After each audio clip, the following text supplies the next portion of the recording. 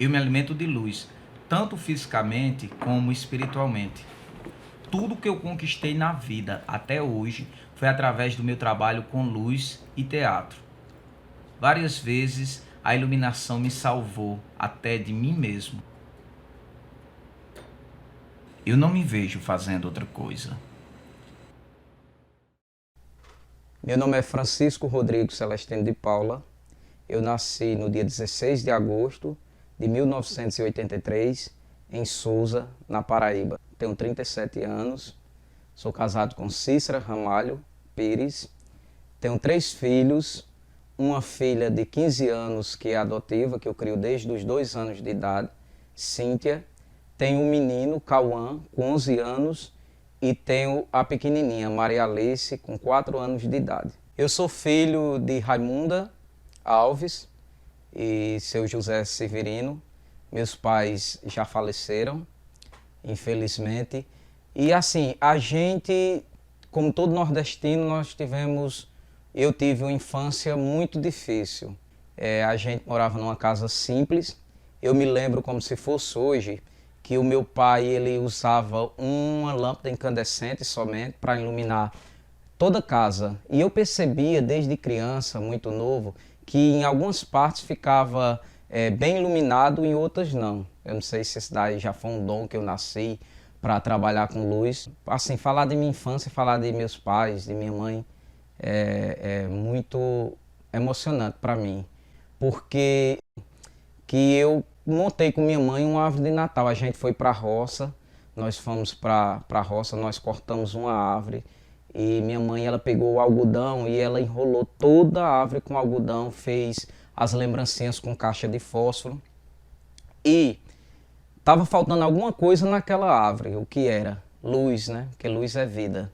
Eu me lembro que ela falou assim: quando for o próximo mês, que eu tiver mais condição, tiver dinheiro, eu compro um pisca-pisca, a gente compra luz. Na verdade, não foi ela que comprou, eu acho que eu fiz uns mandados, não sei o que foi, e eu dei de presente à minha mãe um pisca-pisca. E todo ano eu consertava aquele pisca-pisca, que o pisca-pisca desmantelava, e todo ano eu consertava. Essas são as lembranças que eu tenho de minha infância e do meu contato com luz. Então eu fui trabalhar, ainda adolescente, na igreja de Nossa Senhora dos Remédios, aqui em Souza. Eu fui coroinha. Eu me lembro que o Grupo Teatro Oficina, ele promoveu um festival de teatro. Eu acho que o nome era Festejo, faz muito tempo. Então veio a peça Noite Escura. O meu primeiro contato com as artes cênicas foi assistindo a peça Noite Escura, de Paulo Vieira.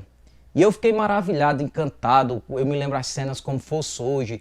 O pai tem uma sacada bonita lá na igreja e o pai gritava. Tem um ator, uma cena que o ator gritava chamando a filha. E Marquinhos, que era o anjo, que fazia o anjo, vinha andando na ponta dos pés. E eu sempre observando aquela questão da luz, o acender da luz, o desligar as cores. Aí eu saí, esse espetáculo terminou, eu fiquei encantado e eu disse, não, eu quero fazer teatro, eu vou fazer teatro. E eu só fui ter um segundo contato com o teatro, foi na escola. Nas produções de escola, eu montei com o grupo Franzarte, na verdade, meu amigo é de Carlos, a gente montou Herdeiro do Reino. Ele me deu um personagem, eu fiz parte desse espetáculo e foi então, a partir daí, que eu dei os meus primeiros passos no teatro, né? Não foi propriamente dito na luz cênica, eu comecei no teatro atuando. Eu iniciei na luz cênica com o grupo Teatro Oficina, numa oficina de teatro que eu fiz, que foi depois da Paixão de Cristo, que eu atuei também, eu fiz 2 personagens na Paixão de Cristo. Eu trabalhei em diversos grupos aqui, a maioria dos grupos do sertão, antes do CCBNB, o Franzarte, o Encena, que eu também participei do Encena, fui ator e fiz trabalhos de iluminação com Encena, o Catequese em Ação. Eu dei uma afastada do segmento lá para 2003 e eu tive que me ausentar para trabalhar no comércio. Eu passei 3 anos trabalhando no comércio, até que então eu fiquei sabendo que iam abrir um centro de cultura em Souza. Eu também não sabia nem o que era centro de cultura, que hoje é o Centro Cultural Banco do Nordeste. Quando falaram assim, vão construir um teatro, eu pensei, vai precisar de iluminador. E essa é uma oportunidade para eu voltar a trabalhar com aquilo que eu gosto. Coloquei o meu currículo, concorri com algumas pessoas, todo mundo chamando os produtores para fazer entrevista e eu não era chamado, né? Não tocava o meu telefone. Então, o que foi que eu fiz? Eu fui procurando saber das pessoas que fizeram essa entrevista, as perguntas que eles faziam, e eu criei um roteirozinho e ensaiei, né? Quando eu fui fazer a entrevista, Carmen Paula e Enilton, que eram os entrevistadores, que foi quem fundou o Centro Cultural em Souza, eu me lembro de uma pergunta que eu sei que foi essa pergunta que me fez ganhar a vaga. Eles perguntaram por que eu queria trabalhar no Centro Cultural. Eu falei que eu já trabalhava com os grupos de teatro há muito tempo, já trabalhava com luz, tinha saído para o comércio e estava vendo no Centro Cultural a oportunidade de voltar a trabalhar com o que eu gostava. E eu disse que não por toda a vida, mas naquele momento era tudo o que eu queria na vida. Eles olharam um para o outro, balançaram a cabeça, colocaram alguma coisa lá no meu currículo, mas eu saí de lá, certo, de que uma das vagas era minha. A minha área de atuação principal é a iluminação cênica. Eu sou iluminador. Só que no CCBNB, quando eu fui fazer a seleção, não existe essa função iluminador. Existe assistente de audiovisual. Então, eu tive que aprender a trabalhar com áudio, com vídeo, e eu sou um dos poucos iluminadores que eu conheço que fazem as duas coisas. Geralmente, os iluminadores não gostam de trabalhar com som. Então, eu tive que me adaptar. Eu não entendia quase nada de som. Eu me lembro que eu baixei da internet, não existia nem o YouTube naquela época. Baixei uma apostila enorme e comecei a estudar a teoria toda, né? E ansioso para começar a trabalhar. O cara, Renato, que veio ministrar o curso com a gente aqui para iniciar as atividades, ele até se impressionou porque eu sabia muito termo técnico. Ele disse, não, você já é muito experiente na área. Eu disse, não, eu sei da teoria, na prática eu não sei. Aí eu e o de Assis, que foi o primeiro técnico que entrou no Centro Cultural comigo, a gente montou todos os equipamentos, desde o cabeamento até operar. E tem gambiarra, lugar onde fica um fio escondido, que só a gente sabe. O Centro Cultural, esse teatro, é como se fosse um filho pra gente. As atividades que eu realizo, a gente é praticamente um bombril, a gente faz de tudo. Eu monto cenário, monto luz, faço a microfonação dos instrumentos e depois que está tudo montado, a gente vai para a mesa fazer a mixagem. Geralmente não dá, na hora da mesa não dá para a gente exercer as duas funções. Eu agora estou ficando na mixagem, no som, e o meu amigo fica na mesa de luz, na hora de operar. Eu já ministrei algumas oficinas de iniciação à iluminação cênica na cidade de Barbalha, no Ceará, no Centro Cultural também de Juazeiro, em Luiz Gomes e em Souza. E em Juazeiro eu ministrei até 2 módulos da oficina. Muita gente dentro de Souza que trabalha com banda, que trabalha com show, estudou comigo. Rapaz, assim, falar de trabalhos mais significativos é complicado, porque para mim todo trabalho é significativo, independente do artista, a nível de cidade, a nível regional, a nível nacional. Já trabalhei com muita gente boa, muita gente amiga. Agora, assim, um fato curioso e engraçado, que hoje eu não faço, não tenho mais, eu comento com ele que eu não tenho mais essa ousadia, foi a gente montou, eu e Ed Carlos, a gente montou uma Paixão de Cristo, que geralmente um cenário de uma Paixão de Cristo se monta em meses. E Ed Carlos pegou uma apresentação, Franzarte, que era muito ousado, pegou uma apresentação em Brejo dos Santos e a gente partiu para Brejo dos Santos e nós montamos uma Paixão de Cristo dentro de 8 horas. Nós carregamos uma turma e uma cruz. A cruz de Cristo foi no meio do ônibus. Então, naquele tempo, a gente era muito ousado. O Centro Cultural Banco do Nordeste foi um divisor de águas para mim, porque ele me deu a oportunidade de trabalhar com muitos artistas, a nível regional, nacional, até internacional. Artistas conhecidos, eu lembro aqui de Rubi, em música, que é o cantor Rubi, o Johnny Hook, a cantora Cristal, do Rio Grande do Norte, Lucy Alves, Teve também o Léo Cavalcante, de São Paulo. A galera da música passou muita gente boa pelo Centro Cultural e eu tive a oportunidade de trabalhar. E em teatro também, muitas peças. Para mim, todo o trabalho é significativo. Independente se o artista é famoso, se o artista não é tão famoso, eu me dedico da mesma forma. Para mim, é artista e tem que receber a melhor qualidade de trabalho.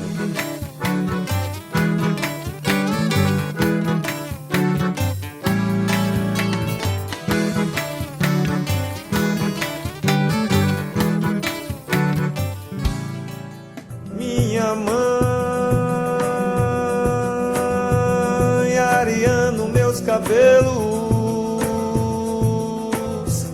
areando meus cadernos, areando sua sina. A gente nunca acredita que a mãe da gente vai morrer, né? A gente sabe, mas a gente nunca pensa sobre isso, que as pessoas que a gente ama vai morrer. Quando minha mãe entrou na UTI, eu estava com o aniversário do Centro Cultural e tinha mais 3 eventos particulares no mesmo dia. Eu me lembro que eu visitei, a minha mãe estava na enfermagem na sexta-feira, ela olhou para mim e disse assim, ela não estava mais nem me conhecendo direito, aí ela olhou para mim e disse, eu tô morrendo, meu filho. Aí eu falei para ela, não, mãe, tá não, mãe vai ficar boa. Essa foi a última vez que eu vi minha mãe. Quando terminou tudo, a banda estava tocando e não precisou mais de mim, e estava todo mundo dançando, todo mundo comemorando mais um ano de atividade do Centro Cultural. E eu, na administração, a ficha caiu para mim. Eu estava vendo que eu estava perdendo minha mãe. Mas a responsabilidade do trabalho me cobrava ter mais forças, buscar mais forças. Por mais que minha dor estivesse gritando, eu tinha que procurar forças para exercer a minha função, o meu trabalho, que é iluminar sonhos. E no domingo ela chegou a falecer, foi o momento mais escuro da minha vida, foi a perca de minha mãe. Durou muito tempo esse luto, muito tempo, porque a gente que é artista, a gente sente ao extremo. E as coisas só vieram mudar, eu só vim ter gosto pela vida de novo, quando Deus me permitiu o nascimento de minha filha, Maria Alice, que ela veio a cara de minha mãe e também muitas características da personalidade, ela parece com minha mãe. Então eu tive como se Deus tivesse me presenteado pelo aquele sofrimento, aquela perca que eu tive. Quando eu vi no jornal aqueles vídeos, aquelas matérias sobre a China, eu comecei a me assustar. A gente viajou em fevereiro, estava tudo bem, teve o carnaval, os eventos do carnaval, ninguém falava nem coronavírus. Eu acho que na segunda semana de março começou o surto no Brasil. O Centro Cultural postou uma nota falando que estava parando as atividades por tempo indeterminado devido ao coronavírus.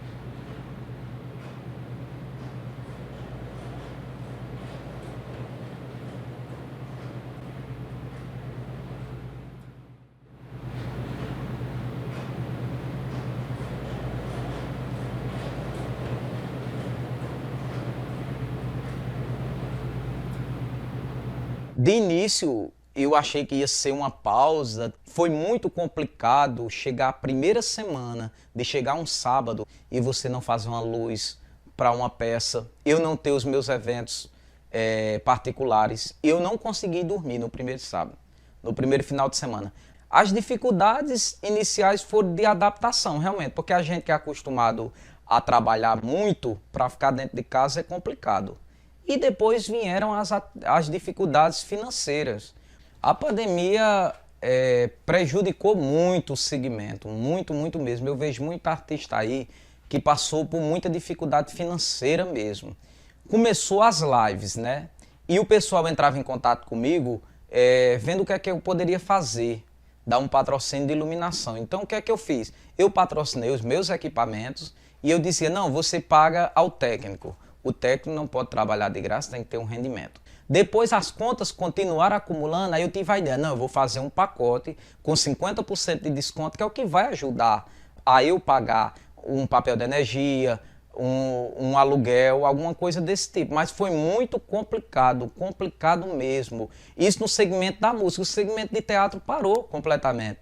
Desde que a pandemia começou, eu não fiz uma luz para teatro. Não teve. Quando leva em consideração a questão do retorno das atividades do teatro, continuar do jeito que está, não pode, porque nós estamos parados há quase 7 meses. Agora, eu acredito que tenha que voltar com protocolos. Eu não vejo nem tanto desinteresse das pessoas, porque pelo contrário, as pessoas estão lotando os bares, estão lotando as casas de festa, está tudo lotado. Por quê? Não pode sacrificar somente um segmento. Se eu produzir, eu ganho. Se eu não produzir, eu não ganho. E igual a mim tem um monte de técnicos, de produtores, de atores, de música, de tudo que está dependendo desses decretos, está dependendo dessa vacina, do retorno das atividades. A gente quer saúde, a gente precisa trabalhar com saúde, mas também se a gente ficar parado, nós vamos morrer. Caso eu seja premiado, eu vou usar esse dinheiro mesmo para colocar as contas em dias.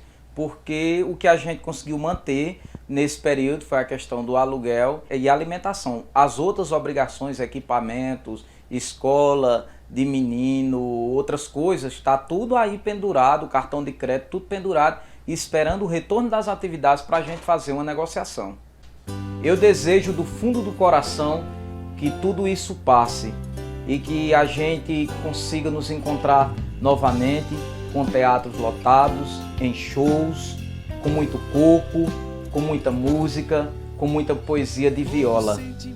Vamos continuar na esperança, logo logo estaremos juntos, porque o show precisa continuar e os nossos sonhos precisam ser sempre iluminados.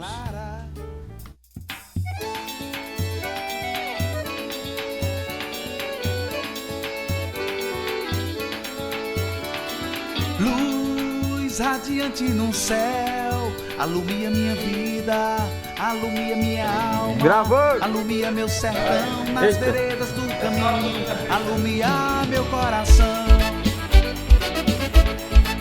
Não fica mexendo não, vai sair o foco. Eu vou pensar, pois eu vou me mexer, eu mexo minhas pernas, eu giro na cadeira. Luz radiante no céu, alumia minha vida, alumia minha alma, alumia meu sertão nas veredas do caminho. Tá gravando, né? Tá. Aí eu olho pra ela, né? Olha pra ela. Meu nome, né? Apresentação. Meu nome é Francisco Rodrigo Celestino de Paula. Dias de sol, noites de lua, gira, gira sol, estrela da rua, pra alumiar o meu desejo, sentir o cheiro